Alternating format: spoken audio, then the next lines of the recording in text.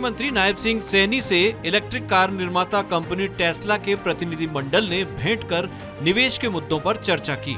CM ने Tesla प्रतिनिधियों को हरियाणा इलेक्ट्रिक व्हीकल पॉलिसी की प्रति भेंट की और बताया कि हरियाणा इस क्षेत्र में अग्रणी बनने की दिशा में तेजी से आगे बढ़ रहा है।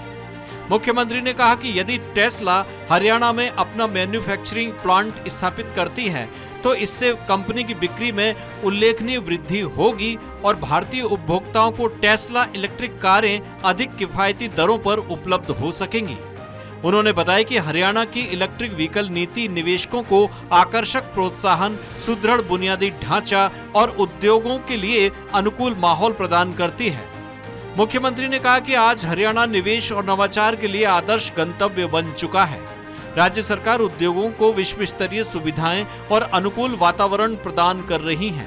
उन्होंने कहा कि हरियाणा में टेस्ला की उपस्थिति राज्य के औद्योगिक एवं तकनीकी विकास को नई गति देगी। इस अवसर पर टेस्ला की वरिष्ठ निदेशक सुश्री इसाबेल फेन ने मुख्यमंत्री को भारत के पहले एकीकृत टेस्ला सेंटर के शुभारंभ समारोह में मुख्य अतिथि के रूप में आमंत्रित किया, जो आगामी 27 नवंबर को गुरुग्राम में आयोजित किया जाएगा। यह सेंटर एक ही परिसर में experience centre, delivery centre, service centre, office space और सुपर चार्जिंग स्टेशन को सम्मिलित करेगा। इस अवसर पर मुख्यमंत्री ने सुश्री इसाबेल फेन को श्रीमद् भगवद गीता की प्रति भी भेंट की। हरियाणा के मुख्यमंत्री नायब सिंह सैनी ने वंदे मातरम राष्ट्रीय गीत के 150 वर्ष पूरे होने पर आयोजित स्मरण उत्सव में मुख्य अतिथि के रूप में शिरकत की। अंबाला में आयोजित कार्यक्रम में मुख्यमंत्री नायब सिंह सैनी ने कहा कि वंदे मातरम राष्ट्रगीत के 150 वर्ष पूरे होने पर आप सबको बधाई एवं शुभकामनाएं। मां अम्बा की इस पावन धरती अंबाला में आकर इस राज्य स्तरीय कार्यक्रम में शामिल होकर गौरव का अनुभव हो रहा है। उन्होंने कहा कि वंदे मातरम राष्ट्रगीत केवल एक गीत नहीं बल्कि भारत की पहचान है। इस राष्ट्रगीत ने भारत के स्वराज आंदोलन को एक नई पहचान देने का काम किया। ये राष्ट्रगीत मर्यादा, अनुशासन और त्याग की भावना को जोड़ने वाला एक मंत्र है। उन्होंने कहा कि यह राष्ट्रगीत आत्मबल का शंखनाद है। सीएम ने कहा कि वंदे मातरम राष्ट्रगीत के मूल मंत्र ने गुलामी की जंजीरों में जकड़े भारतवासियों की आत्मा को जगाने का काम किया। उन्होंने कहा कि वर्ष 1875 में बंकिम चंद्र चट्टोपाध्याय द्वारा यह गीत लिखा गया। इस गीत में हर जाति, हर धर्म, हर समुदाय और हर क्षेत्र के लोगों में एक जोश और शक्ति पैदा की थी। राष्ट्रगीत ने विविधता में एकता की अवधारणा को जागृत किया था। सीएम ने कहा कि आजादी की पहली लड़ाई की चिंगारी 1857 में अंबाला से ही शुरू हुई थी। मुख्यमंत्री ने बताया कि वीरों की याद में अंबाला छावनी में ही एक शहीदी स्मारक बन रहा है।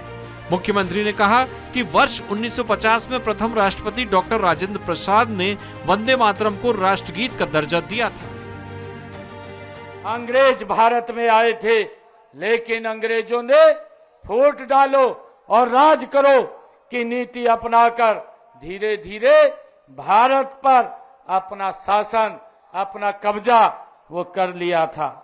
साथियों, भारत को अंग्रेजों से आजाद कराने के लिए देश में समय समय पर अनेक आंदोलन भी चलाए गए।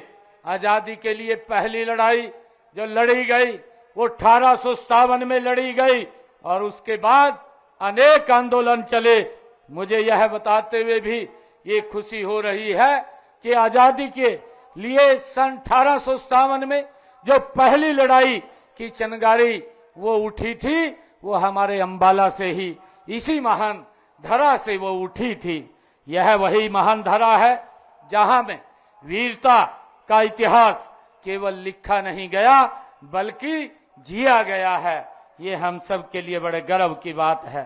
मैं उन वीरों के याद में हमने अंबाला छावनी में एक शहीद स्मारक भी हम बना रहे हैं।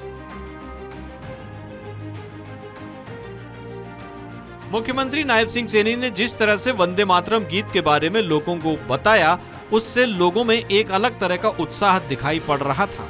सभी ने एक सुर में वंदे मातरम गीत गाया और भारत माता की जय के गगनभेदी नारे लगाए। Bureau report, Swaraj express, Haryana.